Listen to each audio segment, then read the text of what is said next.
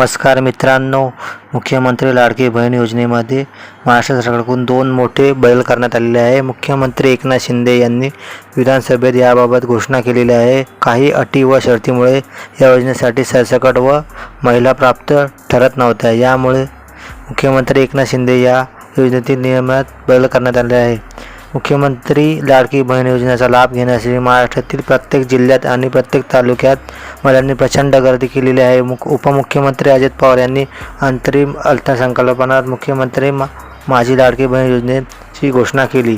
या योजनेत महिलांना शासनामार्फत दरमहा 1,500 रुपये दिले जाणार आहेत। तसेच यासाठी पात्र अपात्र निष्कर्ष लावण्यासाठी त्यामध्ये 2 मोठे बदल करण्यात आलेले आहे।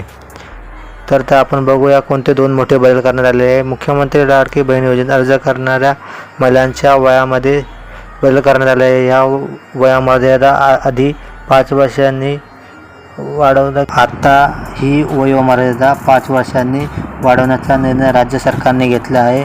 65 वर्षापर्यंतच्या महिला मुख्यमंत्री लाडकी योजनेच्या पात्र ठरणार आहे। याआधी 21 ते 60 वर्षापर्यंतच्या महिलांना योजनेचा लाभ घेता येणार होता, परंतु आता ही मर्यादा 65 वर्षापर्यंत केली आहे। त्याशिवाय ज्यांच्या कुटुंबाचे सदस्य संयुक्तपणे 5 एकरपेक्षा जास्त जमीन असली त्या योजनेचा लाभ घेता येणार नव्हता, परंतु आता ही योजनेची अट काढण्यात आलेली आहे।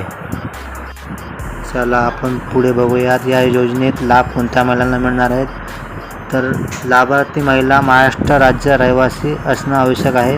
राज्यातील विधवा, विवाहित व घटस्फोटित महिलांना याचा लाभ होणार आहे। किमान वयाची 21 वर्ष पूर्ण आणि कमाल वय 65 वर्ष पूर्ण होईपर्यंत सदर योजनेअंतर्गत लाभ घेण्यासाठी अर्ज करणाऱ्या लाभार्थ्यांचे बँक खाते असणे आवश्यक आहे। तसेच लाभार्थी कुटुंबाचे आर्थिक उत्पन्न 2.5 लाखापेक्षा जास्त नसावे। तसेच योजनेचा लाभ घेण्यासाठी अर्ज कसा करावा।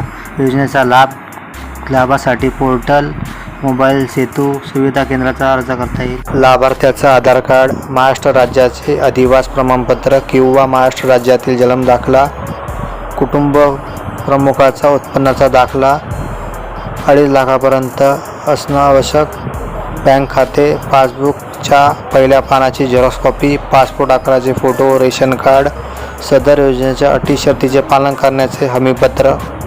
तसेच असेच नवीन व्हिडिओ पाहण्यासाठी चॅनलला लाईक करा, शेअर करा आणि सबस्क्राईब करायला विसरू नका।